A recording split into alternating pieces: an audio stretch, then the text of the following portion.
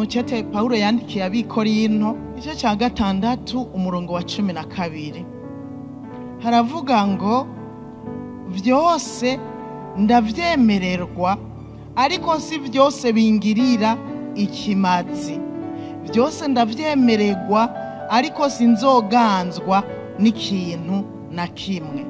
Nagira ndababwire ngo byose turabyemererwa. Ngomba kuvuga ngo dutandukanye ikibi n'iciza. Kubisanzwe Imana yaturemanye umwidegembyo, icyambere yaturemye mu ishusho ryayo. Dusa n'Imana.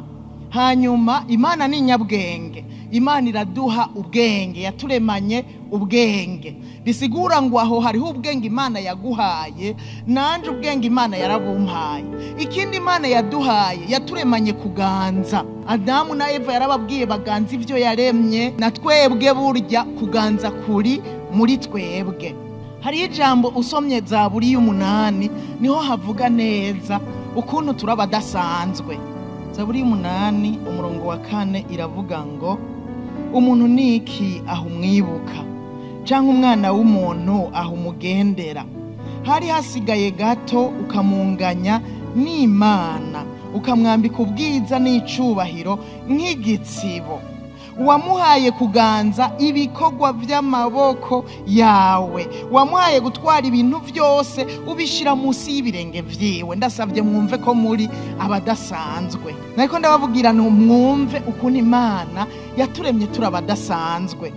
Wamuhaye kuganza ibikorwa vy'amaboko yawe, wamuhaye gutwara ibintu vyose ubishira munsi y'ibirenge vyiwe. Intama zose n'inka n'ibikoko vyo mw'ishamba navyo n'ibiguruka vyo mu kirere n'ifi zo mu kiyaga n'ikintu cose gica mu nzira zo mu kiyaga, ibintu vyose Imana yarabiduhaye ngo tubiganze. Twaremwe mu ishusho y'Imana, Imana ituremana ubwenge, ubwo bwenge kugira ngo buce budufasha kuganza.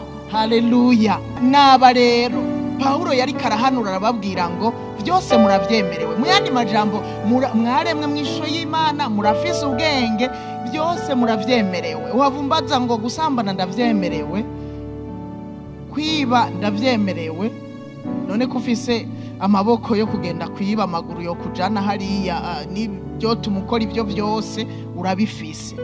Ariko Paulo yarongeyeko ngo si vyose bitugirira ikimazi. Imana yahezuma ko yaduhaye ubwenge kugira ngo ikijuju umwana w'ikitazi ni watamenya guhitamwo ikibi n'iciza. Nahanyu ho guhitamwo ikibi n'iciza. Byose uravyemerewe ariko si vyose bigira ikimazi.